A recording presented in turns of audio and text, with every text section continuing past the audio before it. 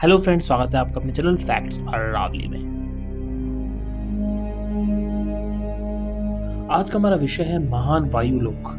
महान वायुलोक को गंधावती लोक भी कहा जाता है और ये स्वर्ग लोक से कुछ ही दूरी पर स्थित है।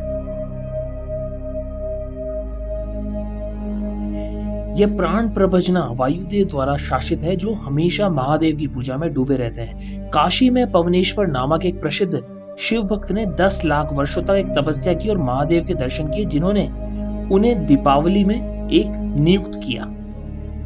उन्हें सभी तत्वों का ज्ञान का आशीर्वाद दिया और उन्हें प्राण का प्रमुख बनाया। आयु या वायु के रूप में जीवन काल या जीवन का अस्तित्व का सार बनाया। शिव ने वायु को गंधों का प्रमुख और गंध का शासक भी बना दिया। गंधपुरी के बगल में कुबेर की अलकापुरी भी है, जो एक परम भक्त था और परम शिव का मित्र भी बन गया था, जो प्रशासक, प्रदाता, प्रवर्तक के रूप में नवरत्न या 9 रत्नों के प्रभारी के रूप में कुबेर को आशीर्वाद देने से प्रसन्न था।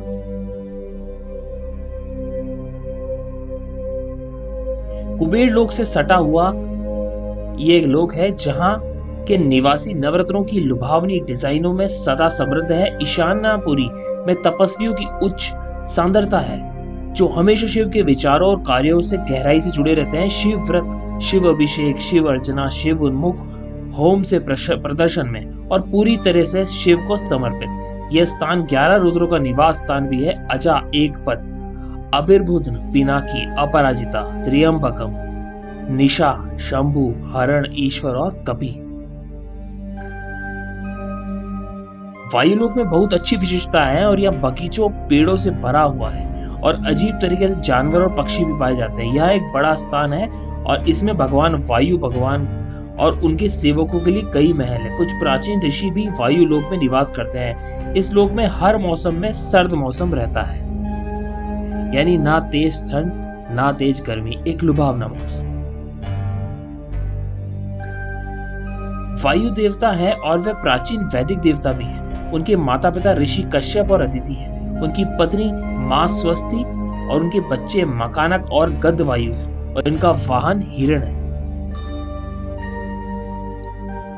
उन्होंने त्रेता युग में भगवान हनुमान का अवतार लिया और भगवान राम की ईमानदारी से सेवा की, और द्वापर युग में उन्होंने भीम का अवतार भी लिया और ईमानदारी से भगवान कृष्ण की सेवा की, और इस कलयुग में उन्होंने माधव का अवतार लिया है।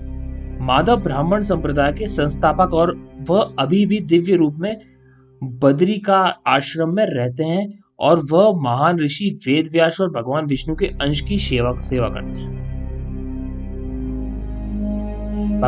भगवान वायु हमें ठीक से सांस लेने में मदद करते हैं और उनकी कृपा के बिना इस दुनिया में कोई भी जीवित नहीं रह सकता। वह हमारे विचारों को जान सकते हैं और यदि हम आध्यात्मिक विषयों के बारे में सोचते हैं तो वह हमें स्वस्थ शरीर देकर हमारा असीम आशीर्वाद देंगे। ऋषि नारद इस पवित्र लोक का दौरा करते हैं और वायु भगवान से बातचीत करते हैं। वह दोनों भगवान विष्णु के परम भक्त हैं और वह भगवान विष्णु की पवित्रता के बारे में बात करते हैं। वायु भी अक्सर भगवान विष्णु का ध्यान करते हैं और परिणाम स्वरूप उनकी शक्तियां दिन पर दिन बढ़ती जा रही। जो लोग इस पृथ्वी पर पवित्र कर्म करते हैं और भगवान विष्णु या भगवान वायु पर सच्ची भक्ति रखते हैं, उन्हें मृत्यु के बाद पवित्र वायुलोक में रहने का अवसर मिलता है। वायुलोक में कोई भी भूख, प्यास और रोग से पीड़ित नहीं होगा। सभी को एक चमकदार शरीर मिलेगा और महान वायु देव की पूजा करके कई वर्षों तक शांति और खुशी की अनुभूति होती रहेगी। ऐसी और रोचक जानकारी जानने के लिए जुड़े रहे मेरे चैनल। उसके लिए please do like and subscribe और नए वीडियो नोटिफिकेशन के लिए बेल आइकन को दबाना होगा। आपका दिन शुभ रहे। धन्यवाद।